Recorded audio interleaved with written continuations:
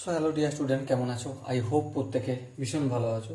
স্ক্রিনের ওপর একটা কোশ্চেন দেখা যাচ্ছে, পুরকোণের অনুপাত, তাই না?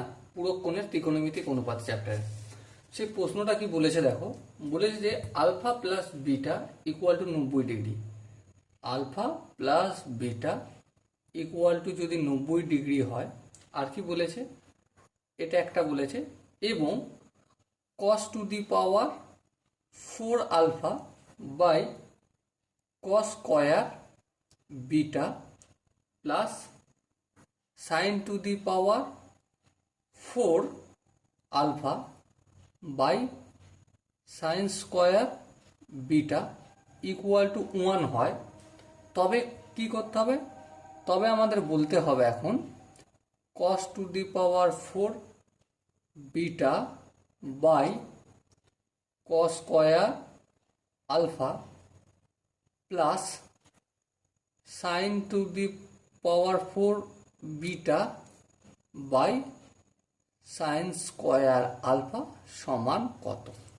ওকে, সো এই অঙ্কটা আমরা সলভ করবো। এখন কিভাবে করবো দেখো, আমাদের কি দিয়ে রেখেছে, alpha plus beta equal to 90 degree. এটা আমরা প্রত্যেকে জানি। হ্যাঁ, তার মানে কি? তার মানে দুটো হয়, একটা হচ্ছে beta equal to 90 degree minus alpha, আর alpha equal to 90 degree minus beta. এই দুটো হয়। আই হোপ প্রত্যেকে এই দুটো জিনিস বুঝতে পেরেছো। ওকে, তাহলে দেখো আমি এখানে যদি বলি যে সাইন আলফা সমান কি? সাইন আলফা সমান সাইন 90 ডিগ্রি মাইনাস বিটা লিখতে পারি। হ্যাঁ লিখতে পারি, কারণ সাইন আলফা মানে 90 ডিগ্রি মাইনাস বিটা। ওকে, সাইন 90 ডিগ্রি মাইনাস বিটা মানে কি? 1 একটা 90 আছে, সেই জন্য কস বিটা হয়ে যাবে, সামনে প্লাস চিহ্ন থাকবে, কারণ একটাই, কারণ এটা ফার্স্ট কোয়াড্রেন্টে পড়ছে।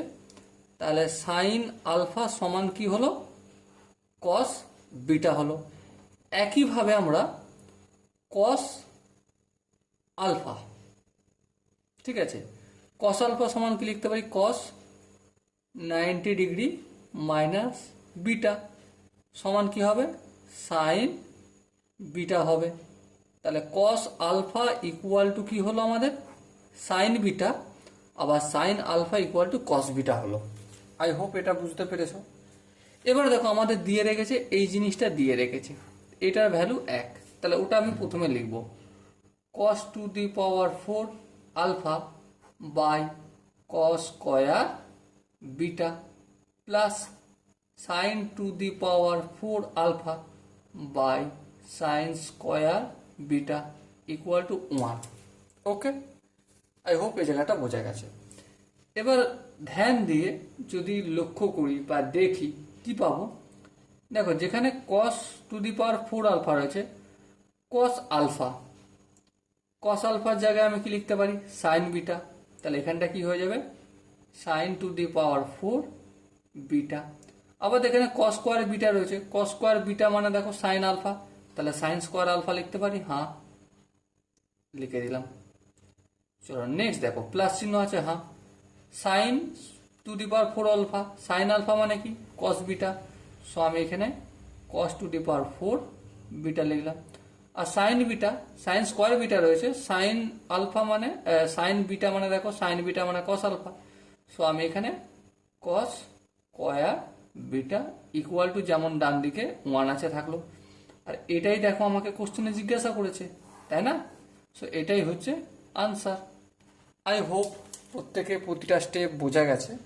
যদি কোনো স্টেপ বুঝতে অসুবিধা থাকে, ডাউট থাকে বা কনফিউশন থাকে, তাহলে কি করতে হবে? কমেন্টে অবশ্যই জানাতে হবে। আর দেখা হচ্ছে পরবর্তী সেশনে। ততক্ষণ পর্যন্ত ভালো থেকো, সুস্থ থেকো এবং জয় হিন্দ।